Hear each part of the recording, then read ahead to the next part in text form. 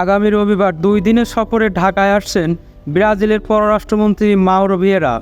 এ সফরে দেশটির পররাষ্ট্রমন্ত্রীর সঙ্গে ব্যবসা সংক্রান্ত বিভিন্ন বিষয় নিয়ে আলোচনা হবে, যার মধ্যে রয়েছে ব্রাজিলের গরুর মাংস আমদানি।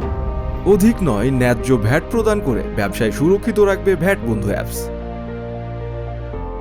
মাউরো ভিয়েরার সফরকে সামনে রেখে পররাষ্ট্র সচিব মাসুদ বিন মোমেনের সঙ্গে আলোচনা করেন ঢাকায় নিযুক্ত ব্রাজিলের রাষ্ট্রদূত। এ সময় তিনি গরুর মাংস রপ্তানির বিষয়টি আলোচনায় তুলেছেন। গত বছর বিশ্বের 126টি দেশে গরুর মাংস রপ্তানি করেছিল ব্রাজিল। দেশটি গত কয়েক বছর ধরে বাংলাদেশে গরুর মাংস রপ্তানিতে আগ্রহ দেখিয়ে আসছে। এক্ষেত্রে প্রতি কেজি গরুর মাংস $4.5 মার্কিন ডলারে অর্থাৎ 495 টাকা করে বাংলাদেশকে দিতে চায় ল্যাটিন আমেরিকার এই দেশটি। ব্রাজিলের পররাষ্ট্রমন্ত্রীর সফরসঙ্গী হিসেবে সে দেশের গরুর মাংস রপ্তানিকারক সমিতির একাধিক জ্যেষ্ঠ প্রতিনিধি ঢাকায় আসার কথা রয়েছে।